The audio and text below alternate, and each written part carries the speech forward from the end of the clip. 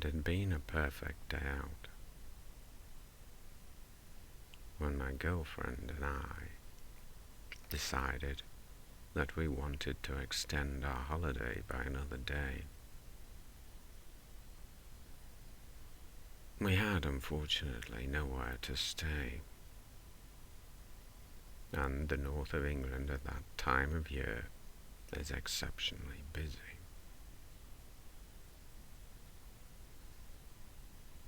All hotels and guest houses were fully booked.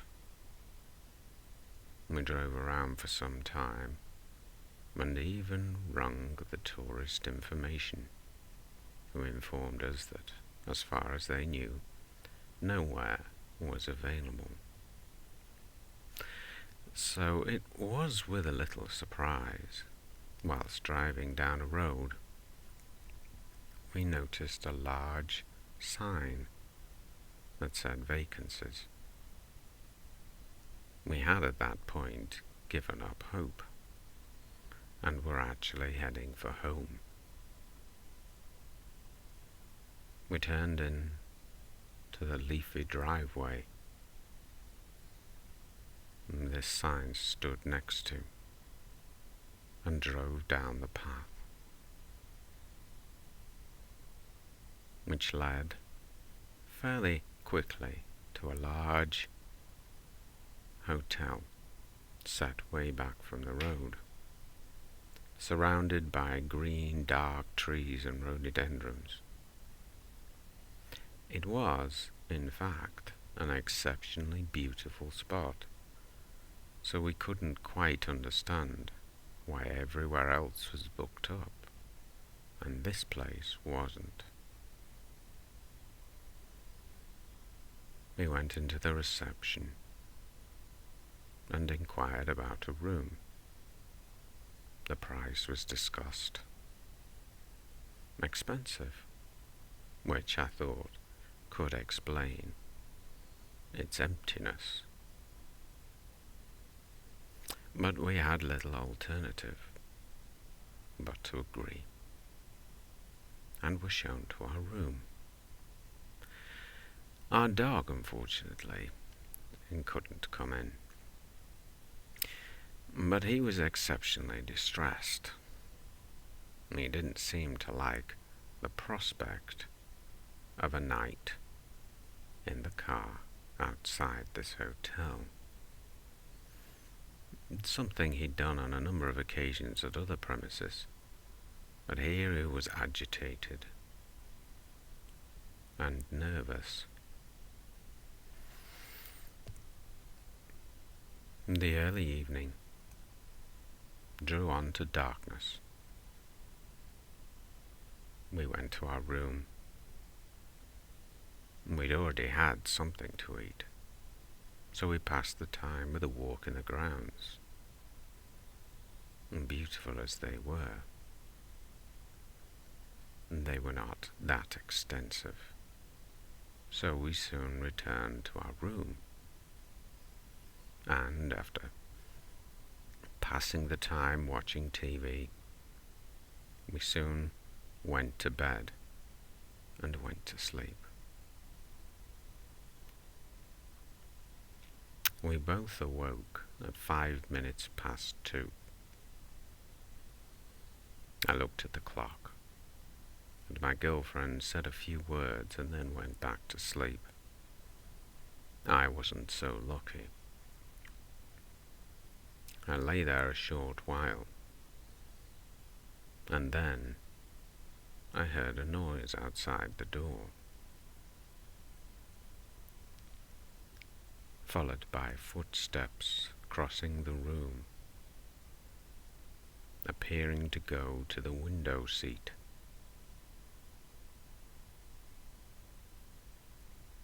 The window was open, and outside an owl was calling. A gentle, cool breeze was blowing, billowing the long lace curtains inwards into our room.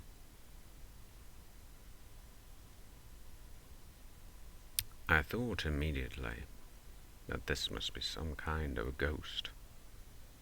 I've stayed in many haunted places and seen many ghosts, most of them quite benign. So my first reaction wasn't fear, but curiosity. Curiosity is not always a good thing. I had no reason to know this, but I felt that the person who had walked across the room was sitting in the window seat, and that it was a woman, or I should say, the ghost of a woman. And as if to confirm this, I could hear them breathing and moving on the cushions there. I whispered to them to ask what they wanted.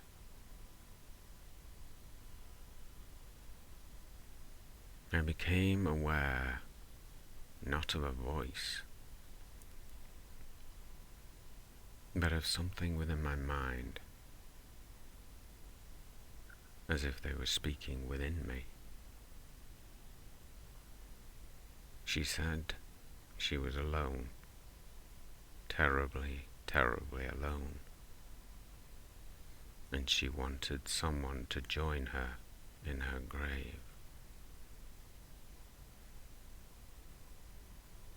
That I should join her.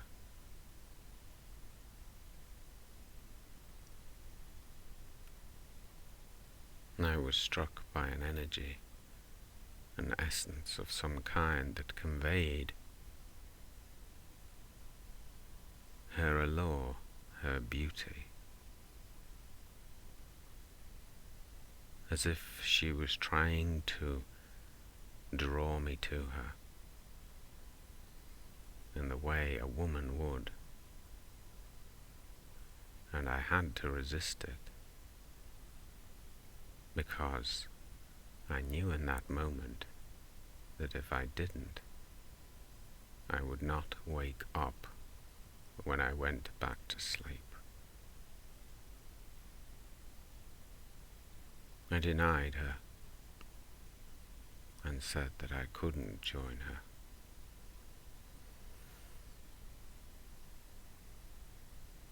And after some time, I felt she'd gone from the room,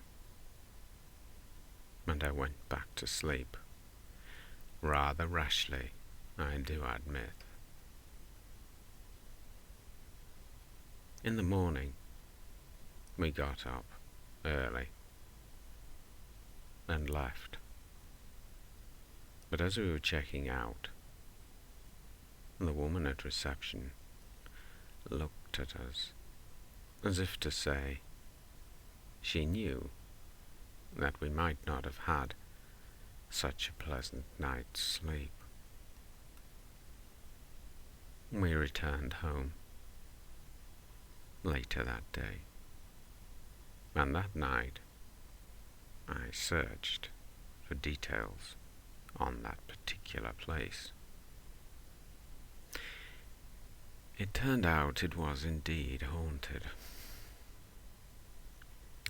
A well-renowned venue for the kind of fools who like to spend a night in a haunted house. People who, for some reason, believe that is an amusement rather than a dangerous pursuit. That could have been the end of the story, but it wasn't. And that night, I went to bed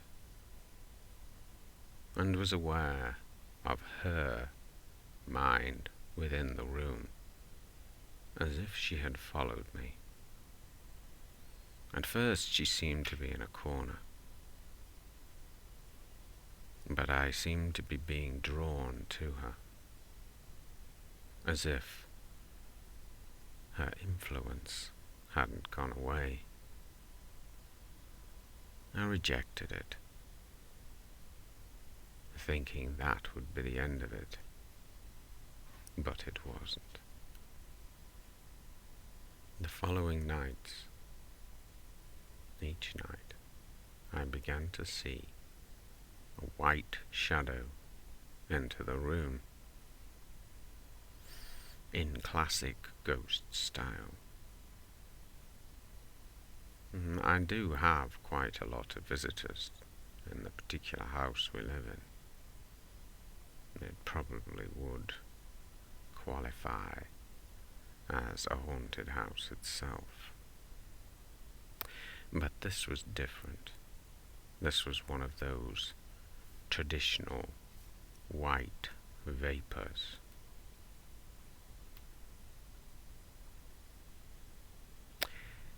I didn't really think too much of it. It passed without remark. There didn't seem to be any effect. But then, one night, I was aware of something at the foot of the bed. And that first night, it only seemed to grab at my feet, but when it did, I seemed to lose control. It was like a bag of rats had been released under my skin. And each night thereafter, it came closer and closer, further and further, towards my face. I could feel it crawling over the sheets. I would have known how to deal with it, to banish it, to deny it, to drive it out. But such thoughts, for some reason, seemed to have abandoned me, and in some strange way, I was, in some corner of my mind, accepting of it.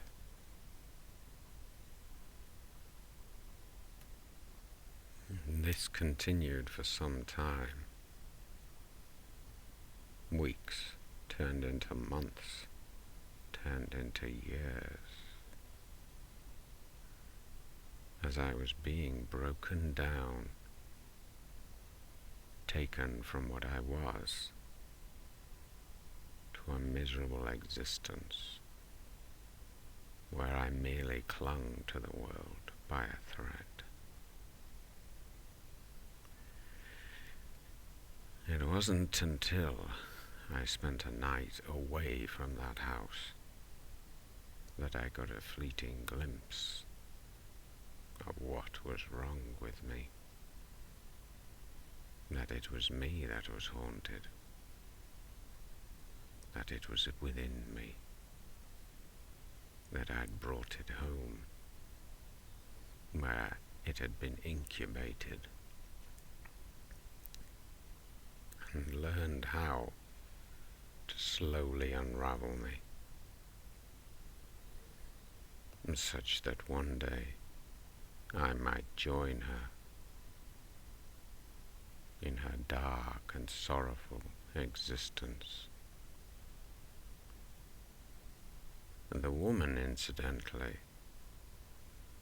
who haunted me, had been married to a man who had been murdered, and each night, for the rest of her life, she sat in the window in that room, waiting for him to come home. A terrible fate, and that was her eternal rest.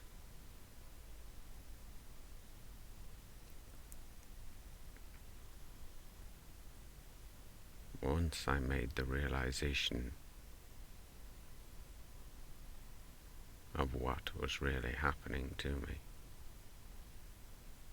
I struggled, but eventually drove her away, like you might have to drive away a psychotic girlfriend.